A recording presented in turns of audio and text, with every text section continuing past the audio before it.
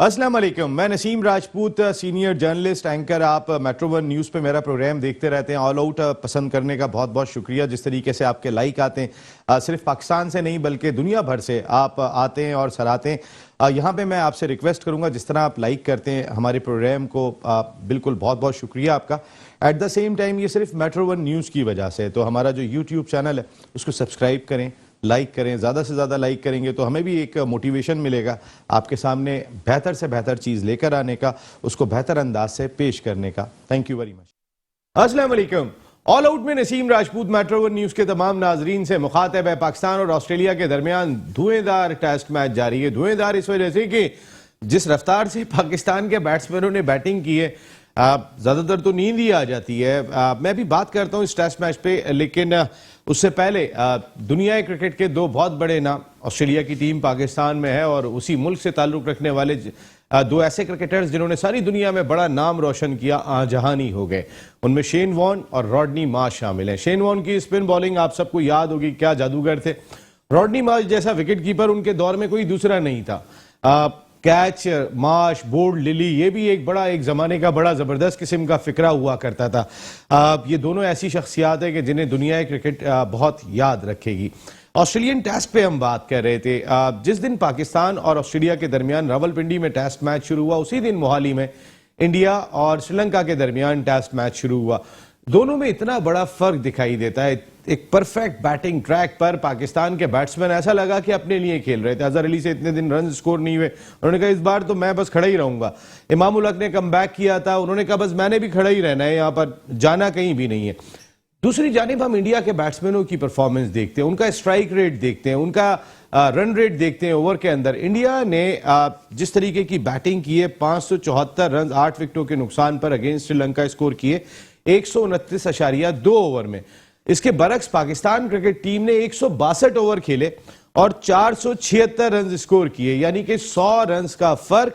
और तकरीबन 40 ओवर भी पाकिस्तान ने इंडिया के मुकाबले में ज्यादा खेले। वो 4.4 के रन रेट से खेल रहे हैं, हम 2.9 के रन रेट से खेल रहे हैं। वहां की क्राउड अगर आ रहा है, एंजॉय कर रहा है, तो एक एक्साइटिंग क्रिकेट देखने को मिल रही है। दूसरी जानिब हमारे यहां पर शायद ऐसा लगता है अभी किसी की जगह ही पक्की नहीं है, किसी को वो एतमाद दिखाई नहीं देता, वो जिस अंदाज से खेलते हुए दिखाई देते हैं। Well played Pakistan cricket team, आपने 476 रन 4 विकेटों के नुकसान पर स्कोर किए। लेकिन इंडिया ने कल पहले दिन 6 विकेटें गंवा दी थी, लेकिन 357 रन स्कोर किए थे। इससे बरक्स पाकिस्तान ने 245 रन स्कोर किए थे और सिर्फ 1 विकेट गंवाई थी। उनकी विकेटें भी गिर रही थी तो भी बहादुरी के साथ खेल रहे थे, हमारी विकेटें नहीं गिर रही थी, इसके बावजूद भी हमारे खेलने का अंदाज कदरे मुख्तलिफ दिखाई दे रहा था। तो ये एक ऐसी चीज है कि कहीं ना कहीं सोचना चाहिए हमारे थिंक टैंक को कि हम किस ब्रांड की क्रिकेट खेल रहे हैं। जाहिर स्पॉन्सर्स का भी बड़ा रोल होता है, फिर शायकीन के दिल लगे हुए होते हैं। टेलीविजन पे मैं खुद मैच देख रहा था तो 2 मरतबा तो नींद आ गई थी कि जिस अंदाज से बैटिंग कर रहे हैं। हालांकि हमने रात को आके शो भी करना था, क्योंकि हम खेल उस ब्रांड की क्रिकेट रहे थे। तो इस चीज को जरा जरूर देखने की जरूरत है। अब अजहर अली को भी क्या अपनी जगह पक्की करने की जरूरत है। ठीक है, इमाम उल हक ने कम बैक किया था, वो जरा जिम्मेदारी से खेलते हुए दिखाई दिए और जबरदस्त किस्म की बैटिंग की। 2 बड़ी सेंचुरियां पाकिस्तान की जानिब से बनी, लेकिन उसके बावजूद आखिरी लम्हात में जब हमने फवाद आलम को रोकने के बाद रिजवान को बैटिंग के लिए भेजा और इफ्तिखार को बैटिंग के लिए भेजा, वो भी रना बॉल नहीं खेल सके आखिरी लम्हात में। तो ऐसा लग रहा था वो भी अपने लिए खेल रहे हैं कि किसी तरीके से मैं आउट हो गया तो मेरे एवरेज पे फर्क पड़ जाएगा। आप अपने लिए नहीं खेलना है, टीम के लिए खेलना है, जो ज्यादा इंपॉर्टेंट दिखाई देता है। जिस वक्त पाकिस्तान के 476 रन के जवाब में जब आज दूसरे दिन का खेल खत्म हुआ खराब रोशनी की वजह से, 5 रन बगैर किसी नुकसान के ऑस्ट्रेलिया ने स्कोर कर लिए थे। कल बड़ा इंपॉर्टेंट मैच खेला जा रहा है, पाक भारत टाकरा आ गया है और ये विमेंस वर्ल्ड कप में है जो न्यूजीलैंड में खेला जा रहा है। कल पाकिस्तान और भारत की टीमें मद्दे मुकाबिल होंगी। इतलात के मुताबिक पाकिस्तान शायद सिर्फ 2 सीमर्स के साथ मैदान में उतर रहा है, न्यूजीलैंड की पिचेस और उसके साथ साथ इंडिया के खिलाफ मैच में हम 2 पेसर्स के साथ जा रहे हैं, हम बाकी 4 स्पिनर्स खिला रहे हैं। हम तीसरी फास्ट बॉलर को इसलिए नहीं खिला रहे कि उनकी जो वार्म अप मैचेस खेले गए थे बांग्लादेश और न्यूजीलैंड के खिलाफ, जहां पाकिस्तान ने फतह हासिल की थी, एमन अनवर की कारकर्दगी इतनी अच्छी नहीं थी, लेकिन अगेंस्ट इंडिया थोड़े से बाउंसी ट्रैक के ऊपर अगर हम फास्ट बॉलर के साथ जाएं तो ज्यादा बेहतर हो गई। तमाम इशूज आज के शो में डिस्कस करेंगे। हमारे साथ गुफ्तगू के लिए मौजूद हैं पाकिस्तान के फॉर्मर फर्स्ट क्लास क्रिकेटर और अभी तक उनका एक रिकॉर्ड ऐसा है कि जो कोई नहीं तोड़ सका। फाइनल में, फर्स्ट क्लास क्रिकेट के फाइनल में 300 की इनिंग खेली, नॉक कर रहे थे पाकिस्तान क्रिकेट टीम के दरवाजे पे, पाकिस्तान की जानिब से साइड मैचेस भी खेले, लेकिन पाकिस्तान को रिप्रेजेंट करने का मौका नहीं मिला। एक वक्त तो ऐसा भी था कि ये टीम के साथ जा रहे और उसके बाद वो नहीं जा सके थे। राशिद इसरार साहब हमारे साथ शो का हिस्सा हैं। Thank you very much Rashid भाई, आपकी आमद का बहुत शुक्रिया। जबकि टेलीफोन लाइन पर हमें ज्वाइन कर रहे हैं पाकिस्तान के फॉर्मर टेस्ट क्रिकेटर, अपने वक्त के जबरदस्त middle order batsman, fielder, Pakistan cricket team के former manager, coach, chairman selection committee, Pakistan cricket board में गिरा कदर खिदमात अंजाम देने वाले हारून रशीद साहब। अस्सलाम वालेकुम हारून भाई। वालेकुम अस्सलाम, अस्सलाम वालेकुम एवरीबॉडी। राशिद को भी बहुत बहुत सलाम। वालेकुम सलाम हारून, क्या हाल है? हारून भाई, मैं आपसे ये जानना चाह रहा हूं, ये जो हमने 162 ओवर में 476 रन 4 विकेटों के नुकसान पर स्कोर किए, इसके बरक्स अगर हम इंडिया को देख लेते हैं, उसी दिन मैच शुरू हुआ, ये कोहली का 100वां मैच है, उन्होंने 8 विकेटों के नुकसान पर 574 रन स्कोर किए 129.2 ओवर्स में। हमने 476 स्कोर किए 4 विकेटों के नुकसान पर 162 ओवर में, 40 ओवर भी ज्यादा खेले और उनसे 100 रन भी कम किए। जी हारून भाई। देखिए, इसमें तो कोई शक नहीं है कि फर्क है, ब्रांड ऑफ क्रिकेट का फर्क है। सबसे बड़ी चीज तो ये है कि बावजूद इसके कि हमें इतना अर्सा गुजर गया है, लेकिन हम बातें तो करते हैं कि अपने माइंडसेट को चेंज करेंगे, अपने माइंडसेट को चेंज करेंगे, मॉडर्न डे क्रिकेट में आएंगे। लेकिन इनफैक्ट मैं क्योंकि पार्ट रहा हूँ पीसीबी का, मुझे सारा आइडिया है क्या होता है क्या नहीं होता। प्लेयर्स खास तौर पर जो अपनी होम सीरीज खेलते हैं तो इस चीज को तो तस्वुर ही नहीं कर सकते कि वो यहाँ हार जाए। ठीक है, तो इसलिए वो पिक्चर्स को डॉक्टर किया जाता है, इसमें भी कोई शक नहीं है। मुझे पहले से एक्सपेक्टेड था कि ये स्लो और लो बाउंस पिच होगी। जब स्लो और लो बाउंस पिच हो जाती है ना, तो वो बिल्कुल डेड हो जाती है, उसमें स्ट्रोक्स भी नहीं लगते। और बैट्समैन अगर आप देखें कि अगर आपने देखा होगा कि पहले ओवर के पहले घंटे के बाद, यानी पहले दिन के एक पहले घंटे में ही आपका स्पिनर लियोन जो है वो बॉलिंग कर रहा था, इसी से अंदाजा हो गया। उसके बाद आप देखेंगे जो पेस 144 145 पे करने वाले बॉलर 128 130 से बॉलिंग कर रहे थे। तो ऑब्वियसली वो जब आप होती है, फील्डर फैल जाते हैं, रन बनाना मुश्किल हो जाते हैं। तो इसलिए ये इशू डिफरेंट है। आपने इंडिया का हवाला दिया, इंडिया में कम से कम एक चीज जरूर होती है कि कम से कम बाउंस वहां लो नहीं होता, स्पिन होता है, सब कुछ होता है, वो अपनी जगह पे, लेकिन बाउंस होता था कि स्ट्रोक मेकिंग इजी हो। यही वजह है कि इंडिया में आपने देखा होगा कि रन ज्यादा बने, आउटफील्ड बहुत जबरदस्त है, अगर वो फील्डर फैला भी लेते हैं गैप मिलते ही चौका होता है। यहाँ तो इवन जब ऐसी पिच हो ना, तो आपको तो गैप्स बनाने ही मुश्किल हो जाते हैं। राशिद को भी पता हुआ इस किस्म की पिचेस पे राशिद बहुत खेला हुआ है, उसे पता है कि कितना मुश्किल होता है जब फील्डर से पूरा सरसर बना ले, उसके बाद रन बनाना मुश्किल होते हैं। सो आई थिंक ये हम बातें ही करते हैं, चेंज हम नहीं ला सकते क्योंकि हार हम बर्दाश्त नहीं कर सकते। हम अगर इक्वल फुटिंग देंगे किसी भी बाहर की टीम को, तो अगर वो एडवांटेज ले जाएगी तो हमें यहाँ शोर मच जाता है। फिर यहाँ प्लेयर्स को अपनी पोजीशन के लाले पड़ जाते हैं, कप्तान को अपनी कप्तानी के लाले पड़ जाते हैं, सिलेक्शन कमेटी को अपनी सिलेक्शन के लाले पड़ जाते हैं। तो अनफॉर्चुनेट पार्ट है, लेकिन दिस इज अ रियलिटी। हम भाई डरे हुए हैं, इसका मकसद है कि हम राशिद भाई खौफजदा होते हैं अपनी कंडीशन में। हारून भाई ने जैसे बात की कि 1 घंटे के बाद नेथन लाइन आ गए थे गेंद करने के लिए, और उसके बावजूद भी ना पेस दिखाई दे रहा है, बैटिंग विकेट दिखाई दे रही है। कहीं ना कहीं वो कह रहे हैं बाउंस इंडिया में जरा बेहतर होता है, थोड़े स्ट्रोक प्ले में आसानी होती है, हम ऐसी पिचें नहीं बनाते। तो क्या खौफजदा क्रिकेट खेल रहे हैं और कौन से ब्रांड की क्रिकेट खेल रहे हैं? ये तो आपके दौर की क्रिकेट की बात हो रही है, जो हम स्ट्राइक रेट हमारे दिखाई दे रहे हैं। सही कह रहे हैं आप। हारून ने भी बड़ी अच्छी बात की कि हमारा स्टार्ट अल्लाह का शुक्र है अच्छा था, उसके बाद हमें चाहिए था कि थोड़ा उसको आगे लेकर चलते, जब अजहर अली और ये लोग आए, क्योंकि हमारा ओपनिंग स्टैंड 100 का था।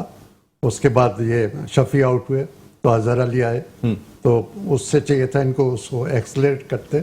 और हारून सही करें, ये विकेट भी ज़रा स्लो है ना, तो इसमें स्ट्रोक प्ले ज़रा इतना आसान नहीं होता, क्योंकि आपको तो हम क्या डरे हुए हैं? हम क्या सिर्फ ड्रॉ के ही सोच रहे हैं कि बस खड़े रहो, ठक्का मारते रहो, भले जो सो रहा है सो जाए, बोर हो रहा है होता रहे, कोई मसला नहीं है, हमने अपनी बारी लेनी है, हमारी जगह पक्की हो जाए बस।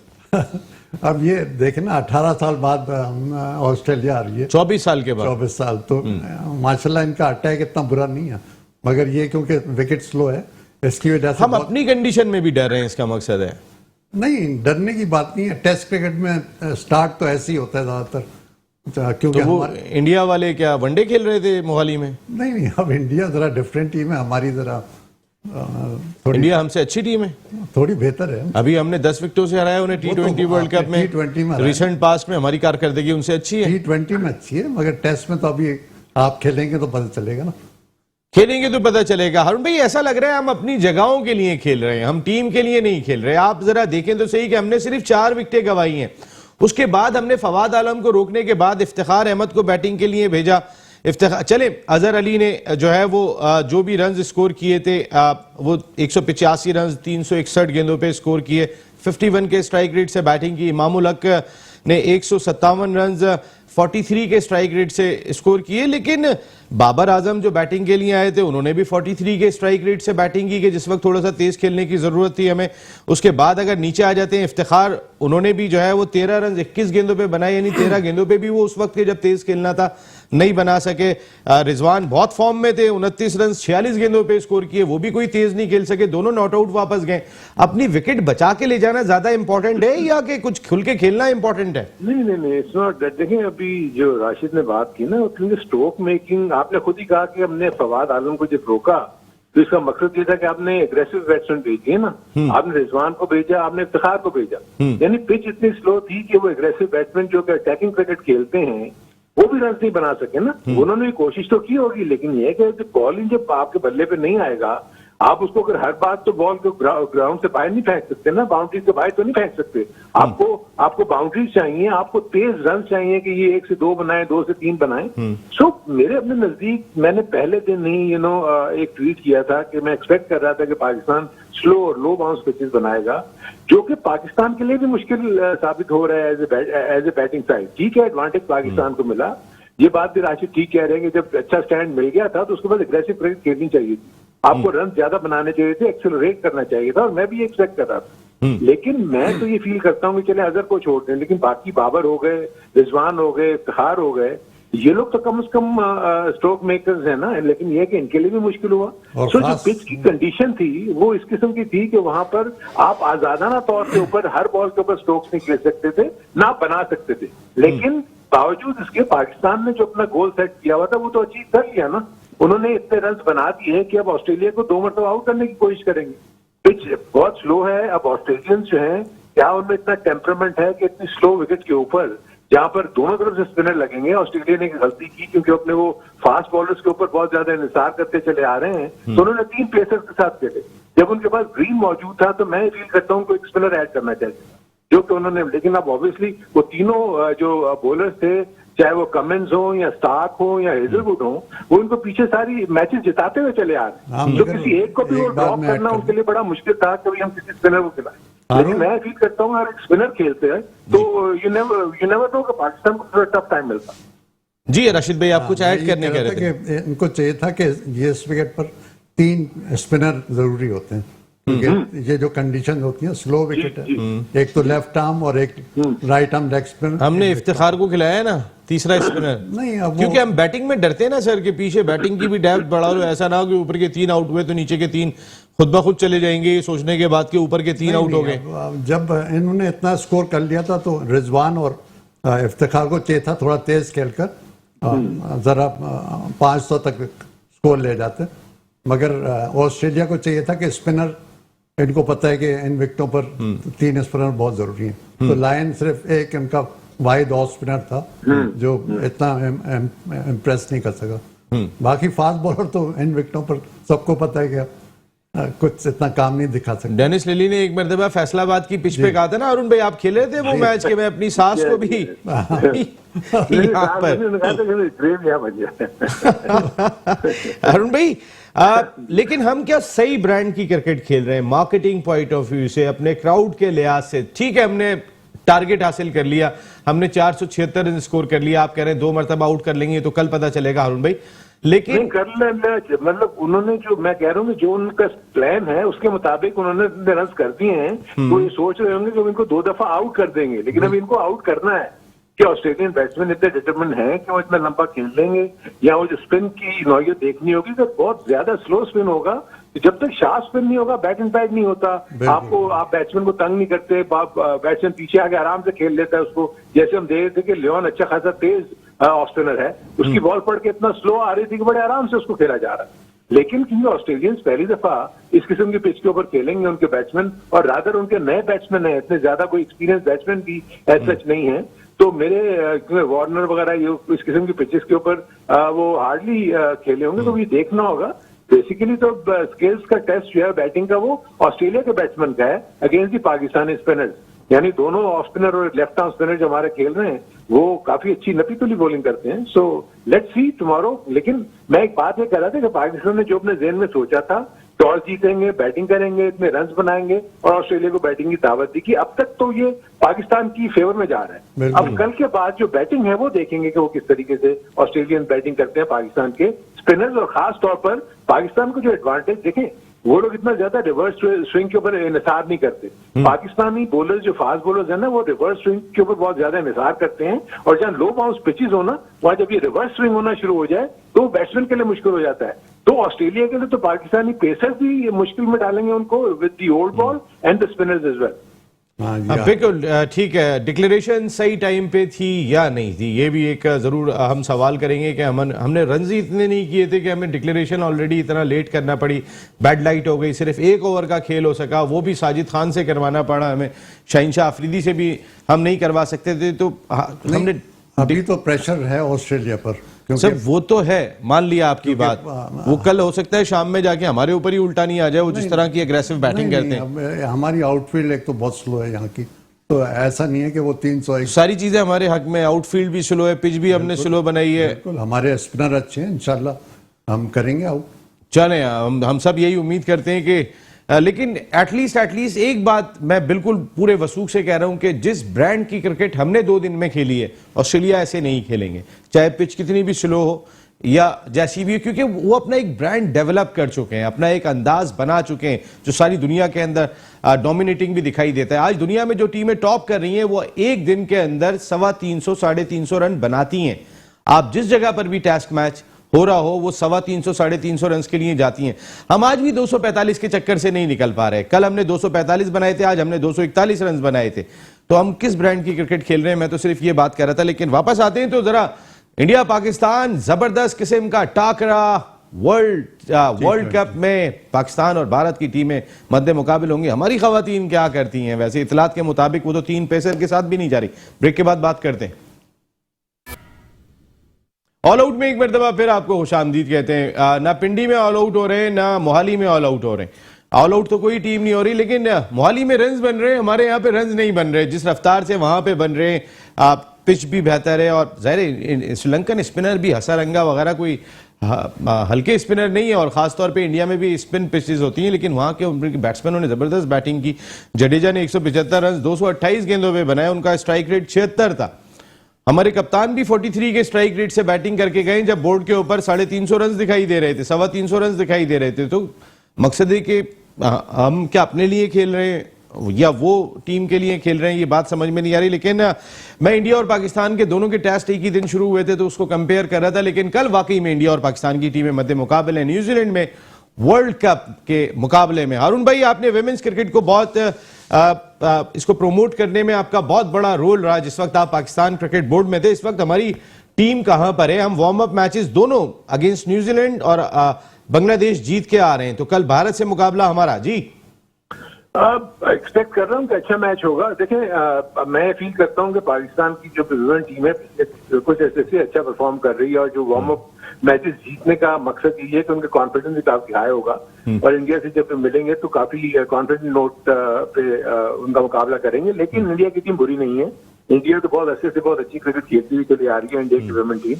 तो इंटरेस्टिंग मैच होगा, मुकाबला अच्छा होगा। पाकिस्तान जैसे भी आप बता रहे थे कि सिर्फ 2 पेसर्स के साथ जा रहा है, तो प्रॉब्ली जो चीजें उन्होंने वार्म अप मैचेस में की होंगी उसके मुताबिक उन्होंने अपने 11 बना लिए होंगे। उनके नजदीक स्पिनर उनको ज्यादा बेहतर दे सकता है result as compare to fast bowler, तो इसलिए उन्होंने एक फास्ट बॉलर को ड्रॉप करके सोचा है कि स्पिनर से ही अटैक करें। और नॉर्मली जो दोनों की ब्रांड ऑफ क्रिकेट है ना, इंडिया और पाकिस्तान को मिलता जुलता ही, वो उनके पास भी सिर्फ स्पिनर ज्यादा है, एक तो उनके पास भी फास्ट बॉलर्स हैं उनकी वुमेन की टीम के पास। सो ये बैटिंग का मैच होगा बेसिकली और फील्डिंग का, क्योंकि हम अगर जो भी ये 2 ऐसे डिपार्टमेंट्स हैं कि इनमें एक्सेल करना पड़ेगा दोनों को, अगर किसी को भी मैच जीतना है। जी राशिद भाई, यही आपसे सवाल है कि हम अगर कहते हैं कि साउथ अफ्रीका, ऑस्ट्रेलिया, और न्यूजीलैंड, इनके खिलाफ हमने स्पिन से अटैक करना है। लेकिन इंडिया का जब मुकाबला होता है यहाँ पे थोड़े से पेसर्स डालने हैं। ये मर्दों की टीम में तो हमने यही सुना है, लेकिन खवातीन की टीम में भी माइंडसेट तो यही होगा, कौम तो एक ही है, नेशन का अपना स्टाइल तो यही है। तो डायना बेग और फातिमा के साथ मेरी इतलात के मुताबिक, अब तक कल टीम अनाउंस होगी, लेकिन मेरी इतलात के मुताबिक हम 2 फास्ट बॉलर डायना बेग और फातिमा के साथ जा रहे हैं। हमारे पास तीसरी फास्ट बॉलर एमन अनवर मौजूद है, लेकिन हम उसे नहीं खिला रहे हैं, बल्कि अनम अमीन के साथ जाना चाह रहे हैं हम। हमारा जो मेनली होगा कि हम स्पिनर्स से मैच जीत सकते हैं। और पहली बात तो ये, हम पहले बैटिंग कर 200 प्लस कर उनको अंडर प्रेशर लाएं, क्योंकि हमारी बैटिंग जरा इंडिया के मुकाबले में थोड़ी जरा कमतर है। तो पहले हम बैटिंग करें और 200 प्लस कर उनको अंडर प्रेशर लाएं। सबसे मेन जो एम ये होगा मैच के शुरू होते ही कि हम अच्छा स्कोर करें और उनको फिर अंडर प्रेशर लाएं। तो आप वनडे में भी आप कह रहे हैं कि 200 करें और टेस्ट मैच में हम 245 करते हैं एक दिन में, तो दोनों एक ही जैसे दिखाई दे रहे हैं वैसे।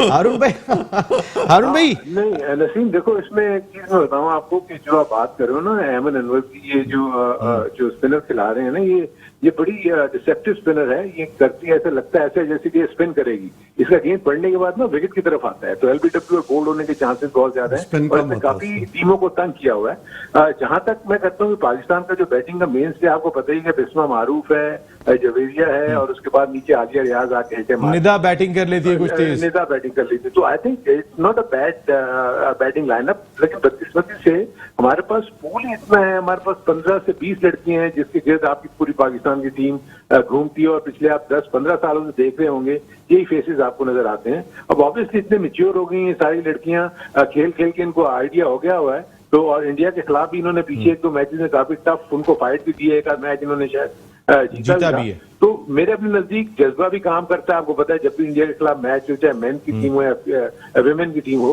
वो बिल्कुल डिफरेंट जज्बे के साथ खेलते हैं, उसमें स्किल्स से ज्यादा जज्बा इन्वॉल्व हो जाता है। तो मेरे अपने नजदीक मैच अच्छा होगा। देखें क्रिकेट, आप जहां तक आप न्यूजीलैंड की पिचेस की बात कर रहे हैं ना, अब वो न्यूजीलैंड की पिचेस क्योंकि इतनी ज्यादा वैसी नहीं रही, और आपको पता ही है कि जो खासतौर पर विमेन क्रिकेटर्स होती है ना, जो बहुत ज्यादा तेज बॉलिंग तो करती नहीं है, चाहे जितनी मर्जी आप स्पिनर उनको ले लें, फॉरेन टीम्स को भी आके थोड़ी सी मीडियम पे स्टफ करते हैं। रियल सेंस में फास्ट बॉलर कहना उनको वैसे ही मैं समझता हूँ सही नहीं है। मीडियम पेस बॉलर है, इसलिए अगर उन्होंने मीडियम पेसर को खिला लें, उसका बॉल सीधा सीधा आता है, एक स्पिनर को खिला लें तो यू नेवर नो, कोई गेंद स्पिन हो जाए, कोई स्किट कर जाए, तो चांसेस ज्यादा है कि स्पिनर तंग कर सकता है उनकी बैटिंग। अरे आपने दोनों को देखा है, अनम अमीन को भी देखा है, एमन अनवर को भी देखा है। एमन अनवर को ड्रॉप किया गया और अनम अमीन को जो इतलात हैं सुबह का पता नहीं है, लेकिन इनमें से अगर आपको मौका होता अगेंस्ट इंडिया, आप किसके साथ जाना पसंद करते? मेरे देखिए सबसे पहली चीज तो ये कि पहले तो पिच को देखते ना। अभी आप कह रहे हो कि 11 फाइनल नहीं हुए हैं, अगर 11 फाइनल नहीं हुए हैं तो अभी भी एमन अनवर और अनम अमीन में से ही कोई एक खेलेगी ना। इन्होंने अपना ज़हन बनाया हुआ है, क्योंकि पिछले जो वार्म अप मैचेस में परफॉर्मेंस अच्छी दी हुई है। अब कल जो जिस पिच पे खेलेंगे वो मैच पिच होगी, वहां जाके देखेंगे कि क्या थोड़ा सा जूस है पिच पे। अगर पिच है तो यू नेवर नो, 3 प्रेशर के साथ चले जाए वो। अगर बीच में जूस नहीं है और वो समझते हैं कि अनम अमीन को ही खिलाना है, तो मैं तो डेफिनेटली अनम अमीन के साथ ही जाता। अगर ऐसी सिचुएशन होती, पिच ऐसी होती कि जो स्पिनर को हेल्प कर सकती है, क्योंकि वो छोटी हाइट की लड़की है, उसकी गेंद में बाउंस भी नहीं। तो ऐसे गेंद लो बाउंस वालों को खेलना इतना आसान नहीं होता, और खासतौर पर विमेन टीम में तो वैसे ही मुश्किल होता है, क्योंकि उनका तो फुटवर्क चलता ही नहीं है, अपनी जगह पे रह के खेलती हैं। तो चाहे जितनी मैंने टीमों को देखा है खेलते हुए, उनका इतना ज्यादा फुटवर्क नहीं है, अपनी जगह पे रह के खेलती है। तो ऐसी जगह पे ऐसे बॉलर बहुत ज्यादा डिसेप्टिव हो जाते हैं। बिल्कुल ठीक है। ह्यूस्टन अमेरिका से हमें ज्वाइन कर चुके हैं शो की जान the 1 2 3 farmer first class cricketer Sajid Khan. Sajid भाई अस्सलाम वालेकुम। वालेकुम सलाम नसीम भाई, क्या हाल चाल है? साजिद भाई बिल्कुल ठीक है। आप काफी देर से प्रोडक्शन टीम आपको ट्राई कर रही थी, आप फोन नहीं उठा रहे थे। साजिद भाई आप ये बताइए, कल जो पाकिस्तान इंडिया का मुकाबला हो रहा है उसको किस तरह देख रहे हैं आप? देखिए बहुत इंपॉर्टेंट है। वुमेन्स क्रिकेट टीम हमारी उस तरह की कारकर्दगी नहीं दिखा रही जिस तरह की दिखाना चाहिए थी। यकीनी तौर पर पाकिस्तान और इंडिया का मुकाबला कोई वुमेन्स हो या वुमेन्स हो, बहुत इंपॉर्टेंट मायने रखती है, और ये यकीनी तौर पर पाकिस्तान टीम को जय करना चाहिए। ईमन को खिलाना चाहिए। ईमन मोस्ट टैलेंटेड प्लेयर है, बेहतरीन ऑलराउंडर, मगर यहाँ पर पाकिस्तान वुमेन्स टीम में ग्रुप यकीनी तौर पर जेवरिया की बात करूं, उसने उस तरह की कारकर्दगी नहीं दिखाई जिस तरह की दिखाना चाहिए थी। भारत पाकिस्तान इंडिया का मुकाबला, हमारी ख्वाहिश है, हमारी नेक तमन्ना पाकिस्तान वुमेन्स टीम से है, बेहतर कारकर्दगी दिखाए, मगर वही बात है टीम गेम प्लानिंग बहुत इंपॉर्टेंट है। बैटिंग पावर प्ले और बैटिंग पावर, फील्डिंग बहुत इंपॉर्टेंट है। हमारी फील्डिंग उस तरह की नहीं है जिस तरह की होना चाहिए। इंडिया की टीम बहुत बेहतर है, आउटस्टैंडिंग होमवर्क करके आई है। हमारी टीम उस तरह की होमवर्क नहीं की हुई जिस तरह की करना चाहिए। हमारी कारकर्दगी पिछले मैचों पर देखा जाए ग्रुप बंदी का तो उस तरह की नहीं थी जिस तरह की होना चाहिए। भारत वर्ल्ड कप का मैच है, वर्ल्ड कप का मैच 50-50 यकीनी तौर पर होगा। टॉस बहुत इंपॉर्टेंट है, जिस तरह आपने देखा को वेस्ट इंडीज की टीम जिस तरह खेली है, कमांड इनिंग खेली है, बॉलिंग बैटिंग बहुत आउटस्टैंडिंग खेली है, मगर न्यूजीलैंड पे हम ईमन को खिलाएं। ईमन मोस्ट टैलेंटेड है, काफी अर्से से कारकर्दगी करते हुए आ रही है, मगर वही बात होती है टीम टूरिंग सिलेक्शन कमेटी को चाहिए एक मेरिट पे टीम खिलाएं। पाकिस्तान के पास बेहतरीन ऑलराउंडर मौजूद है, कप्तान ने जिस तरह कारकर्दगी साजिद भाई बिल्कुल आपका पॉइंट है। साजिद भाई जरा प्रोग्राम खत्म करने का टाइम हो रहा है, मैं चंद अल्फाज आप तीनों के लेना चाहूंगा, शेन वॉर्न और रॉडनी मार्श। साजिद भाई आप ही स्टार्ट करेंगे। देखिए नसीम भाई, नेमर वजन नहीं है। शेन वॉर्न की तो दुनिया है क्रिकेट में अगर लेजेंड कहूं तो उसमें 52 साल में दुनिया से चलेगा, उससे अजीम क्रिकेटर सदियों में पैदा होता है। रॉडी मार्च दुनिया cricketer, wicket keeper, role model थे, यकीनी तौर पर स्कॉट मार्टिन लिली, और ये दुनिया में ऐसी मिसाल थी, दोनों दुनिया से चले गए। और हमारे बैट और की तरफ से हम यही दुआ कर सकते हैं ऐसे अजीम क्रिकेटर बाद में पैदा नहीं होते। जी राशिद भाई, यही दोनों प्लेयर्स के बारे में बहुत सैड न्यूज है ये शेन वॉर्न और रॉडनी मार्श की। और शेन वॉर्न तो बहुत ही यंग थे, 52 ईयर्स जी, और अपने हॉलीडेज कर रहे थे वहाँ थाईलैंड में। तो बहुत अफसोस की बात है, बहुत अफसोस की, world class world of cricket बहुत उनको मिस करेगी, क्योंकि ऐसे स्पिनर। और रॉडी मार्श को आपने विकेट कीपिंग आपके एरा की बात है, वो कैसे बहुत जबरदस्त, और बैटिंग भी वो उतनी अच्छी करते थे जितने विकेट कीपर। तो दोनों को बहुत ही वर्ल्ड क्रिकेट जो है वो मिस करेगी। हारून भाई, यही दोनों जरा इनके बारे में आपके चंद अल्फाज चाहिए जी। नहीं, इसमें तो कोई शक नहीं है, क्रिकेट का असासा है। आई थिंक जो सर्विसेज इन दोनों ने दी हैं, शेन वॉर्न स्पेशली, आप एक्सपेक्ट नहीं कर सकते थे कि ऑस्ट्रेलिया जैसे मुल्क में जहां पर फास्ट बॉलर्स डोमिनेट करते हो, एक स्पिनर आके पूरी दुनिया के ऊपर वो रूल कर ले। आई थिंक आउटस्टैंडिंग क्रिकेटर था शेन वॉर्न।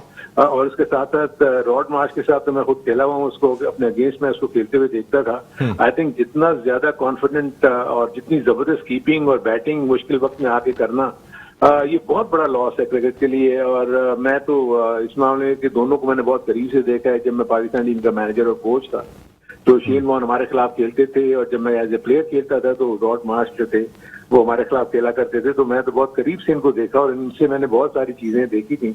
इसमें खास तौर पर जो डिटर्मिनेशन और कॉन्फिडेंस का जो एलिमेंट था इन दोनों में, सिंगल हैंडेडली ये लोग अपनी टीमों को मैचेस जिता रहे थे।